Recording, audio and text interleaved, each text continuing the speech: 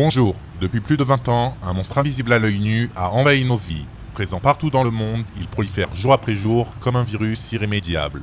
Telle une légende urbaine, la planète entière a entendu parler de lui sans jamais l'avoir clairement identifié. Braqué sans relâche, les autorités compétentes tentent de le maîtriser, en vain. La fragilité, elle est là, c'est la sécurité. C'est un monde virtuel pour moi tout ça.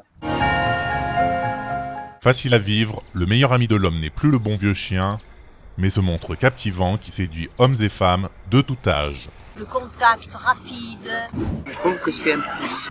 Tout ça, j'ai découvert formidable. Nous accompagnant tant dans le domaine professionnel que privé, nous lui confions tout et il n'oublie rien. Sa mémoire infaillible pousse certains d'entre nous à le manipuler pour lui soutirer des informations dans un but plus ou moins malveillant. Faut faire très attention. Je vois que c'est néfaste pour beaucoup de gens. C'est une baguette magique, mais qu'il faut mettre dans les mains d'un bon magicien. Sa complexité et son métabolisme nous fascinent. C'est éblouissant. C'est pas meilleur outil, quoi. À l'image des êtres humains, ce monstre est tiraillé de contradictions et de paradoxes qui lui échappent. Il se soumet à nos désirs, tout en nous soumettant ce qu'il veut. J'ai quasiment tout vu, donc je cherche comme une malade. Ça nous met un petit peu, en porte-à-faux avec la réalité. C'est une source d'information comme de désinformation. C'est pratique. J'ai des renseignements. Faut faire attention à ce qu'on lit, à ce qu'on écoute. Il nous divertit, tout en stimulant les vices et les bas instincts de certains. Je pense qu'il n'y a pas assez de censure. Donc c'est de savoir s'arrêter quand ça va trop loin.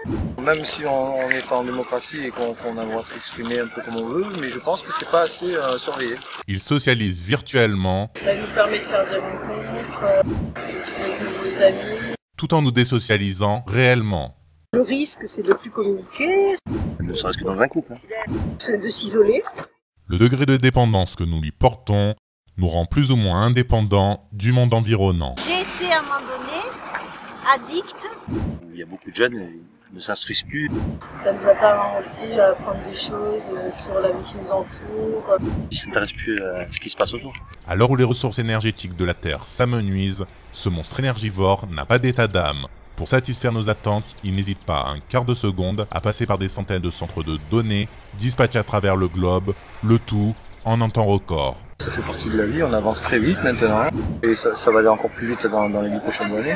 Conscient de ça, il ne tient qu'à nous de décider de prendre nos distances par rapport au monstre. Mais dans un monde de plus en plus connecté où il est devenu en quelques années omniprésent, sommes-nous prêts à nous déconnecter ? J'ai encore pas le déclic.